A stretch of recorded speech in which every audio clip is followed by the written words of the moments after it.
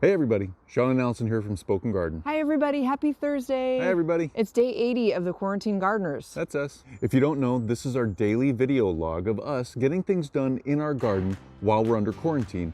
And we hope it's helpful to you and maybe even you get some inspiration from it. Thank you for being here and watching today, you guys. And go ahead and click that subscribe button down below if you haven't already. And that way you can follow along with our daily adventures. So today we're making a butterfly watering station.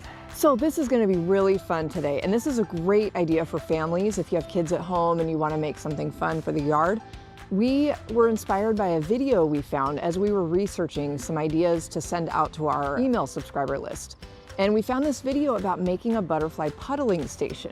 We're amending it a little bit because we don't have all the materials to make that. We can't wait to show you what we're gonna do, and it's very easy, very few supplies needed. Okay, you guys, we're gonna get ready for today's science lab, as I like to go into teacher mode for a minute here. And there's very few supplies that we need. So first thing, and the most important, is a shallow dish or pan. Butterflies need and prefer a shallow pan. They can't have anything too deep. And this works for bees as well. What we're gonna do to kind of raise up the level here is add gravel. We don't know how much we'll need yet.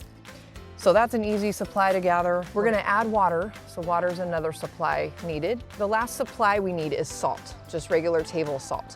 And the reason we add salt to the water on top of the gravel, butterflies need minerals. We're gonna get started on our lab here. I'm gonna put Sean to work.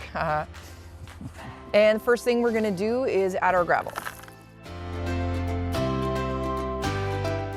It's okay if you have some other organic matter in there. You can see we have some mulch and some leaves, and that's fine. So what do you want to do next, Sean? I want to add the salt, because what we're going to do is we're going to add the salt onto the top of this, and then as we water, the water will mix the salt into the water and into the rock, and it'll all just mingle, and that's a good thing in this case.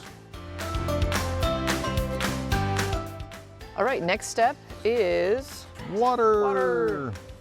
We're gonna fill it pretty much to the top.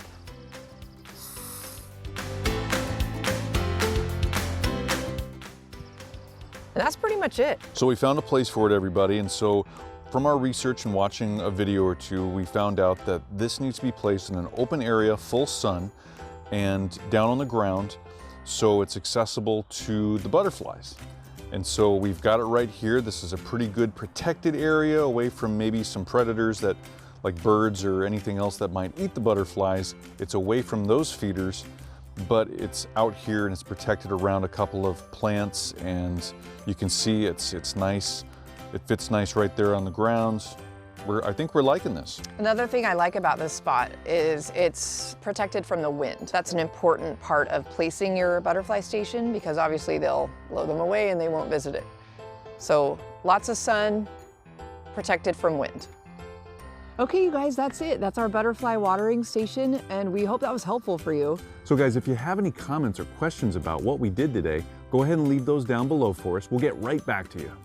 And give us that thumbs up, let us know we're doing a good job, and also subscribe to our channel so you get updates on our latest videos. We'll be back tomorrow with another new project, so we hope you have a great day ahead, and let us know if you make your own watering station. We'd love to hear it. We'll see you tomorrow, everybody. See you tomorrow. Bye. Bye-bye.